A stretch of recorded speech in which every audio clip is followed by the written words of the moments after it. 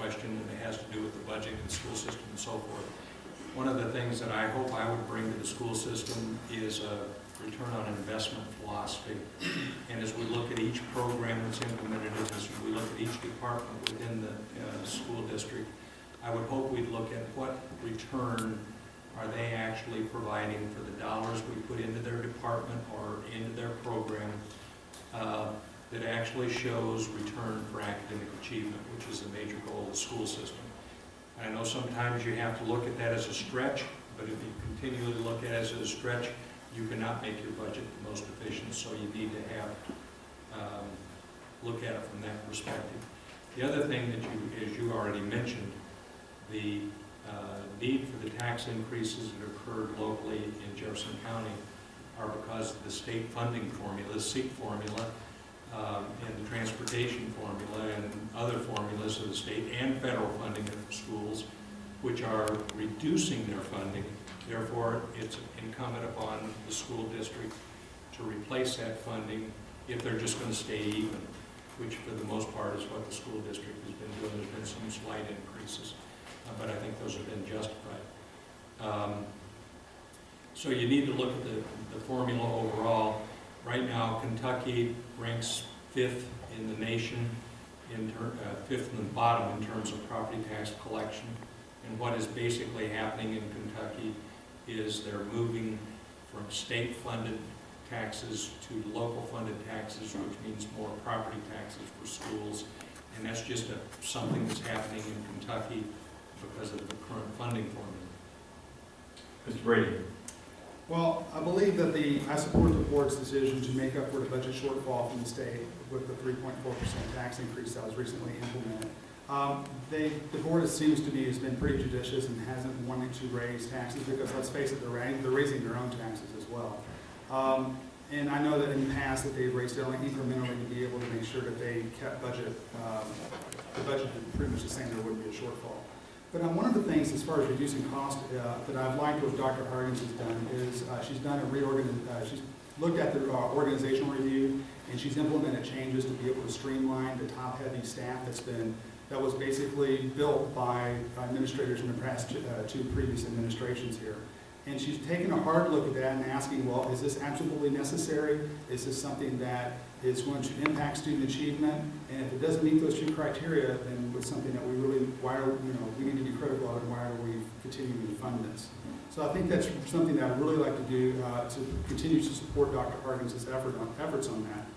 But in regards to the SEEK formulas too, I do believe there needs to be an urban component to SEEK formulas. And Mr. Bell had mentioned the transportation costs, and I have mentioned this many times in previous debates and forums, is that, for example, our SEEK formula for transportation, we're only getting 50 cents for every dollar we spend. So one of the things that, and some districts get $1.50 for every dollar that they spend. So one of the things I'd like to be able to do is get more money coming back into our school from Frankfurt, because we are giving way too much of our tax revenue to Frankfurt and not getting that money in return to deal with some of the unique issues we have as an urban school district, like the 10,000 homeless students I mentioned earlier. So that's something that we really, really believe that we should take a look at. And in addition to that, I just think that supporting, we're doing more with less across the board. You see that with businesses, but we're getting to the point where we're really starting to hit bone here, and that's something that I'd like to be able to just kind of rein in. Mr. Robertson. Thanks, guys, for that education. I think it's pretty simple. If people are suffering, and they are, we've been in a very slow economy. Some would even say in the last few years prior to this, a recession. Some would even say a depression. It's been very tough on taxpayers already. We cannot keep raising taxes on taxpayers. We can't keep going to the trough looking for more money.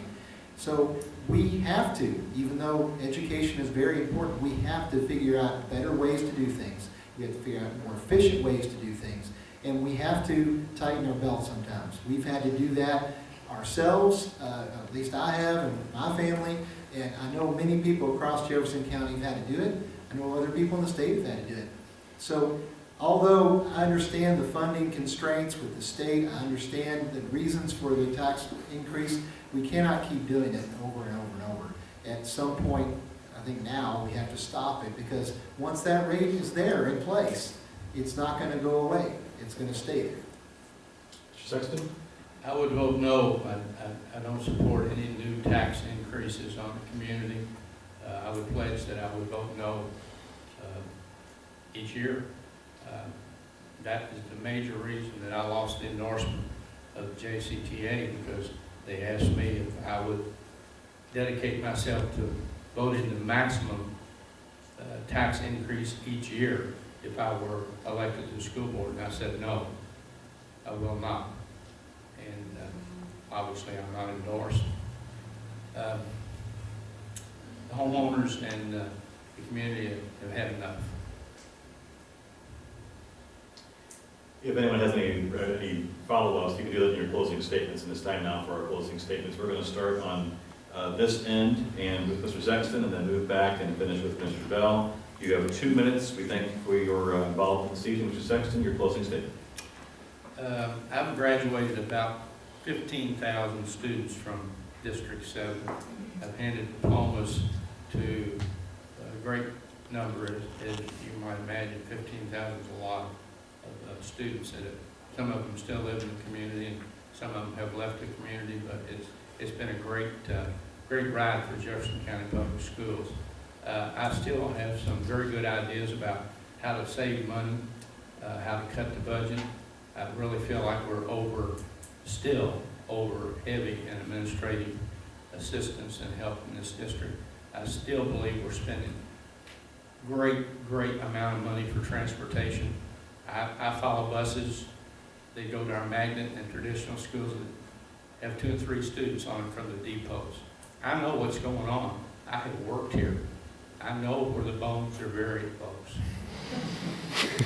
There's money to be saved. I'd love to have the opportunity to make a change. Thank you. Mr. Robertson. Well, one thing I'd like to say is, you know, that story about having the one book for the kids, just imagine if we stopped busing kids all across the county, we could probably have some money for some more books. Just saying. So, you know, I may not always have the best answers out of this group, and I may not always have the best insights when you ask about core testing and so on. I am a parent of 2 children. My concern is that those 2 children grow up in a city where there's opportunity. They grow up in a city where there's other children that are educated, and people following them are educated, so that we can become the best city possible. I've lived here all my life. I love the city of Louisville. I want us to see us do the best we possibly can, and I would love to see the city of Louisville on top of the world, not just the nation, on top of the world in education. I believe that is possible. Maybe I'm being too optimistic, but I believe that is possible. And I think that we can do that through smart, well thought out changes to the overall system. I know we've made progress, but I think we need to make more progress. We need to make faster progress, because the progress we've made has not been enough as far as I'm concerned. So I think that if we can think beyond ourselves, think beyond large organizations that decide curriculum and decide who gets what and everything has to run by them, maybe we can start making progress going forward. Thank you, Mr. Brady. I need to take a moment of my time to address the comment that was made earlier. I am endorsed by the Other Schools Kentucky, which is JCTA. Their questionnaire does not ask what Mr. Sexton had implied. That is completely false. That was personally asked. It wasn't a questionnaire. I'll correct you on that. I was there, you weren't. That's not false. That's not true. I was never asked that. I was in the interview. You were not with me in the interview. I find it really rich that the principal that is paid their secretary $20,000 a year in overtime for the last few years of him being a principal at Eastern High School, when that makes that person the entire... Excuse me? Are you going to start throwing mud? That's not a question. I'm sorry, you've already thrown it. That is... I gave you a fact was never... that you're endorsed. You're going to get $200,000 worth of mailers and billboards and TV and radio ads so that you will say yes. That is not true. I believe it is. I talk to parents and I talk to teachers. which are the first two letters for PTA. I talk to students, I talk to people in the community, I talk to my neighbors, I talk to all sorts of folks. I feel that I have a way to be able to talk to people and bring people together, that the JCTA actually sees in me more so than any of these other candidates. So when I talk to folks, I just like to be able to, bring people together, and I think that JCTA sees that. And it's not just JCTA, I've got a number of other endorsements as well. But one of the things I do want to emphasize before my time is up is that as a parent, I believe it's important that you have a parent's point of view on the board. Retired administration is already well represented on the board, and I think it's important to have someone with fresh eyes and fresh perspective to be able to come onto the board and have a parental voice of someone who has kids in the system. Mr. Bell. Closing, right? Is that what we're doing? All right, we're going to close. I guess the reason I'm running for the board is because I've spent the majority of my life in education and supporting education. I've worked very hard to support child-centered, accountable programs. And some of the programs that I've been directly involved with, I was involved in starting and setting up the Local Education Employment Partnership Program, which was a business partnership program to deal with at-risk kids, to make sure that they didn't drop out of school and make sure that they were work-ready and college-ready. And we've serviced and helped 20,000 plus kids over the years through that program. I was directly involved with the Everyone Reads program. I helped raise $8 million so that teachers had the supplies and equipment that they needed in the classroom.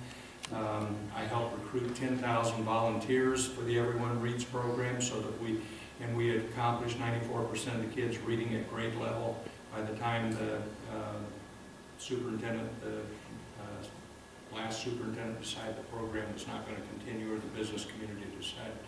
So I think I've got a record of supporting accountable education. I'm personally not interested in looking back.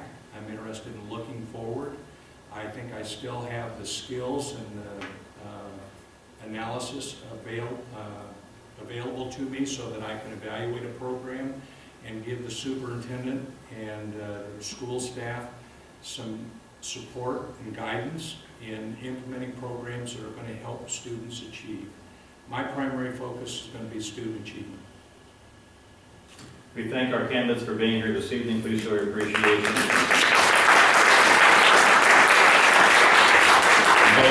Beg your indulgence for the moderator. Have a great night. I think there are some campaign materials for some folks in the back. And refreshments. And refreshments. Have a great night.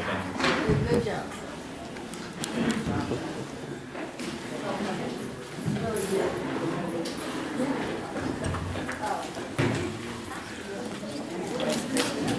Here's that low blow, buddy. I'll see what I can do for you for the next debate. Okay, buddy. I appreciate you stopping by. Hey, I'm not lying. I was on an interview, and they asked me, I'm telling them the truth. You can I did go. never make that commitment. I didn't say you did. They asked me You that. actually said that over there? I believe you'll say yes, buddy. Okay, Chris, I have to ask,